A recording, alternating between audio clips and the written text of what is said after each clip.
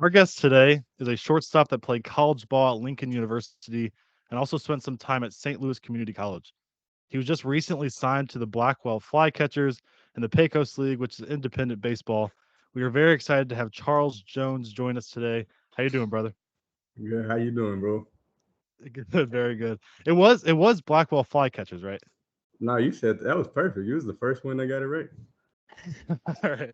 I was just making sure that was the right one. Yeah. But no, man. So we got some questions for you today, obviously, but we're gonna cover all bases on the field, off the field. As always, I feel like we got to start from the beginning, childhood wise. So tell us a little bit about your upbringing, kind of how baseball became a thing. Because I know you hooped really well in high school. So Yeah. All right. So, well, first off, I'm born and raised in South City, South St. Louis, and I don't know. Like I grew up playing both baseball and basketball, and um, I really didn't have a favorite sport at the time, but as I continued to get older and older, baseball became my favorite sport. But me and my dad would always be playing. We start off our day with going to the cage or playing catch for about 3 or 4 hours, and then we go to the Y and hoop until it got till it got done, like till about 10 o'clock at night, just playing open runs and doing drill work, one-on-one stuff.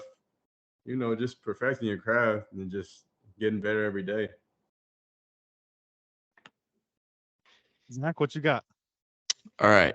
So my first question is, has shortstop always been your main position, or have you like played a different position a lot too, or liked better Yeah, maybe? yeah. So the majority of my life I played shortstop, but as a kid I grew up being a pitcher. Oh, nice. I Really? That's a fun fact. Not many people know about that. Uh-uh. But I went to this pitching coach. I ain't gonna say no names, but um, he kind of messed me up like mechanically, and I didn't really understand the things that I need to do to get my body to work back to where it was because I was a kid. I Mhm. didn't know how that stuff worked. But yeah, so I just decided to let pitching go, and that's when I really focused on being a shortstop. And I played Mhm. some second base as well and Yeah. third base, but yeah, pretty much shortstop and up the middle. Are That's you awesome. really going to focus on shortstop moving forward here? Yeah, that's the plan, man. But my goal is to stay at shortstop, and that's where my mind is. And Yeah. I say that because if I train like a shortstop, and if you can play shortstop, in my opinion, you can play anywhere. Yeah, I agree with that. Would you, if you had to make a change, would you prefer second base or third base? That's tough. To be honest with you, I love them both. Like, Yeah, but okay, to answer your question though, I go with second because I still like the okay, range a lot. for sure. Not saying nothing's wrong with third, but if I Yeah, had to choose, I love ranging and showing Mm-hmm. how far I can go to go get a ball. If it's to my for sure. left, to my right, got a slow roller. I just like attacking the Yeah, ball. I don't Yeah. know. definitely. It's also a shorter Uh, throw too, which is kind of nice. That yes, is true. You're definitely right. is. When did you kind of, not to say give up on basketball, but when did you kind of make all your focus go to baseball instead of pursuing basketball? Because you played basketball in college, correct? Correct. So I actually started out playing college basketball rather. So this is what happened. So I was, I only had one offer in high school, and that was Western Illinois and Macomb, Illinois. And I couldn't get the ACT score that I needed. And so I was kind of in the block. And I had the grades, but I just couldn't get the ACT score. And I decided to contact St. Louis Community College basketball coach, and he gave me a tryout, and then I had to work my way on the team and stuff like that, and eventually got on the team. The first year I decided to redshirt, and because I physically wasn't ready to play at the Mm-hmm. time, and then on top of that, I tried out for the baseball team too, and I got cut because I wasn't physically ready to play collegiate baseball. like strong wise. I had the talent, but I just wasn't ready to play. But yeah, so I played at St. Louis Community College for 2 years, and then after that, I left there, and I was just looking for somewhere to play, and because that system wasn't right for me, Mhm. and it's all about systems in college. Definitely. And when I transferred to Lincoln Christian University, I played I played baseball and basketball there. I was just gonna play basketball, but my mom actually she filled out the check mark for baseball. Thank God she did that, or else I might not be playing baseball.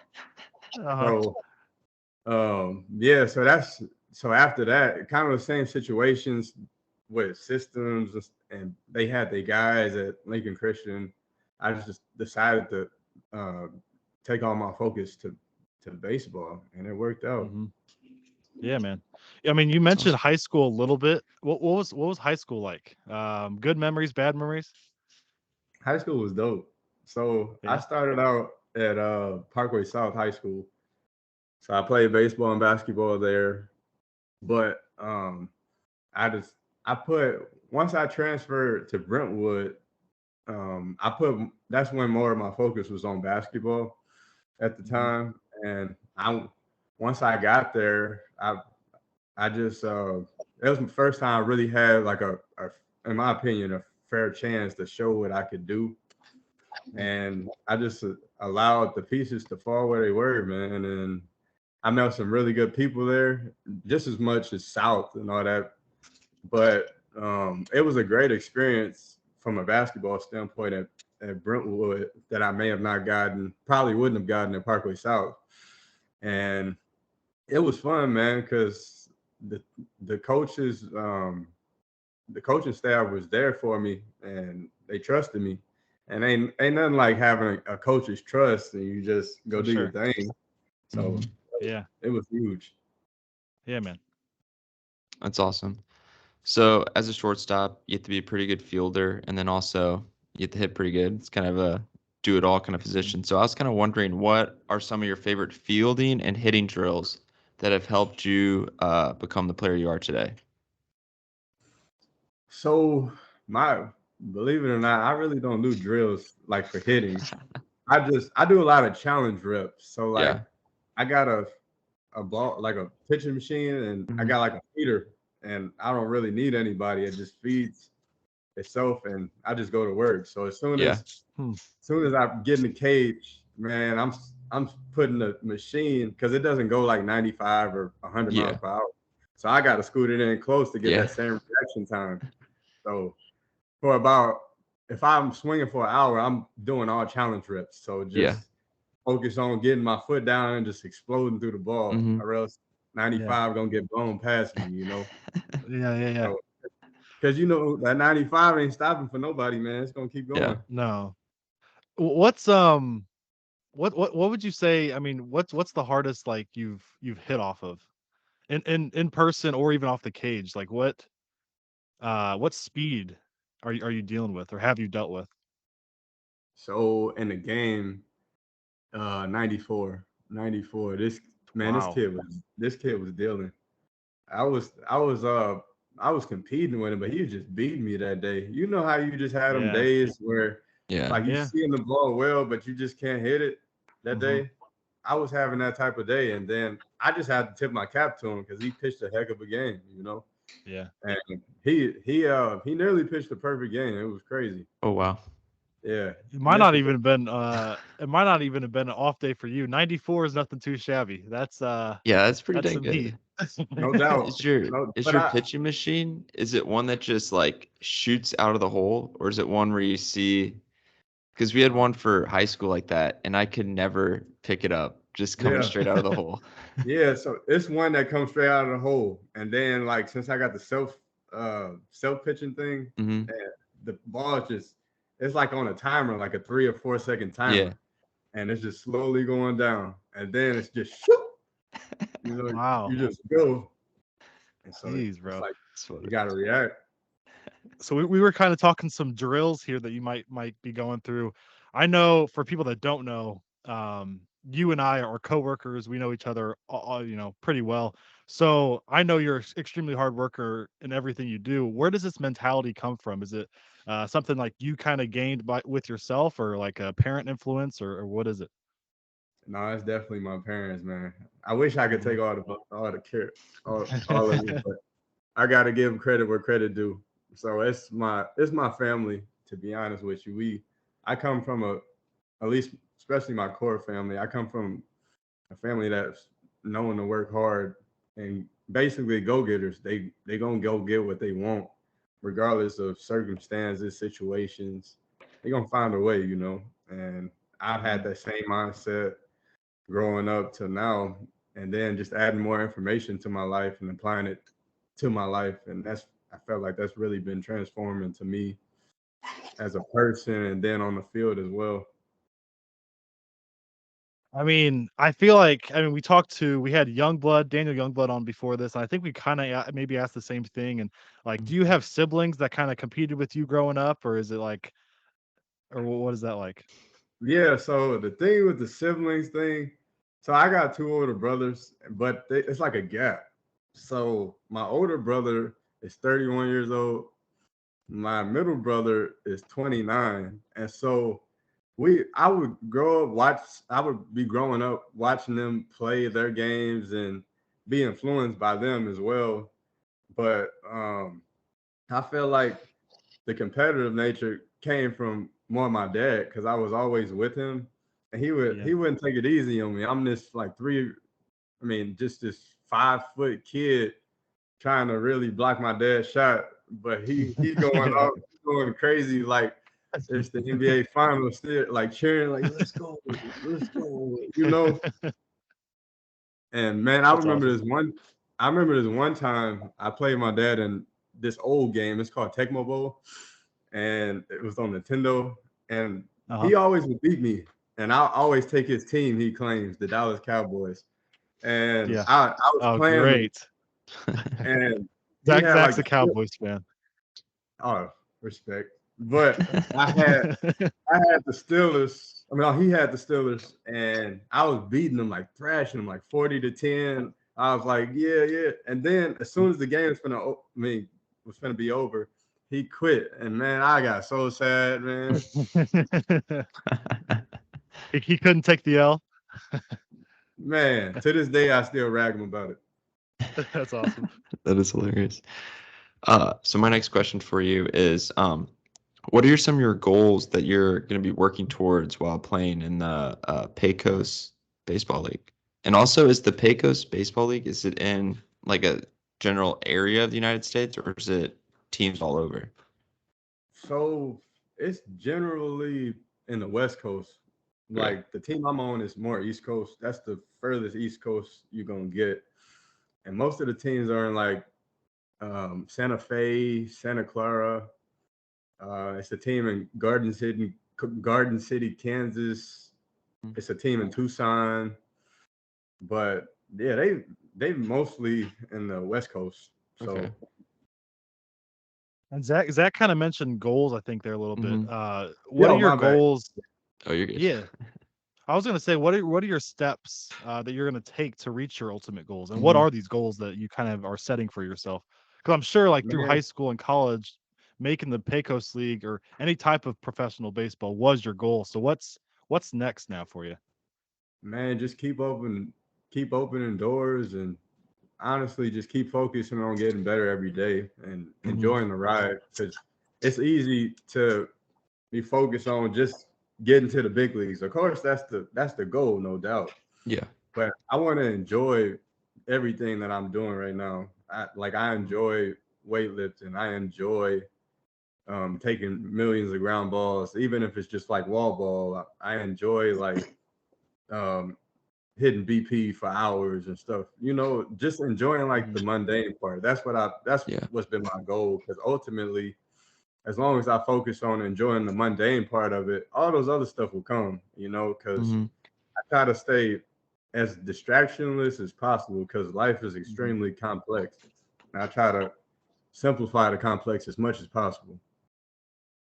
That's a mentality that I think everyone can use in Yeah. any path of life is like if you enjoy the process of going through something, if you have a Mhm. goal set, it's going to make Right. it go so much quicker and it's going to help through. And that's something that you and I discussed off, not in this interview, but in our own life, that I can really respect from your side. And I think Zach, you got one more here before we Yeah, I got some got rapid 2 questions. more because I just thought of another one. Gotcha. Um, Yeah, yeah. so the Pecos League, is it made up of a lot of younger baseball players, or there's some guys that have been playing in there for many years? So the Pecos League, as I've been learning, Hmm. so the age limit, they have an age limit. So some Okay. professional independent teams have an age limit, Hmm. and the age limit is 25. Oh wow. And so if you, so it's usually like 19 through Hmm. 25-year-olds. Okay. And so basically, it's just a door for people to, Hmm. uh, and I'm learning too. It's not what you know, it's who you know. Hmm. Connection, Hmm. connection is everything. I Yeah. feel like such is life. And I think that's what the guy we had last interview, Daniel Youngblood, he's going to the California Winter League, and he said it's the Hmm. same thing. It's kind of like a scouting process and kind of get your name out there for college guys that want to take that next step. So I think it's pretty similar, is what I'm getting from that. But yeah, For sure. Yeah. So my last question, really nothing super deep.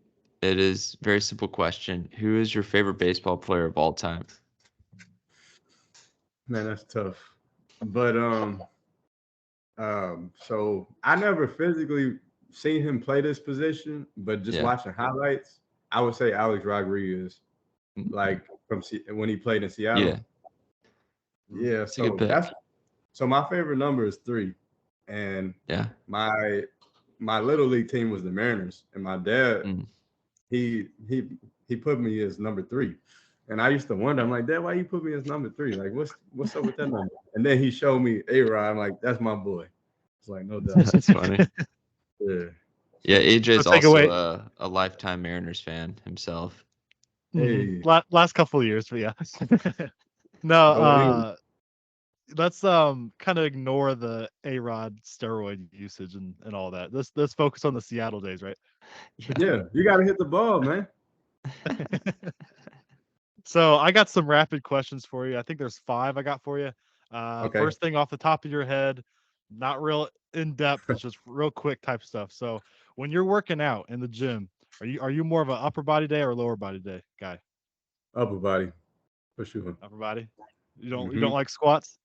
I do, but like, I like feeling, I got to walk on my legs, man.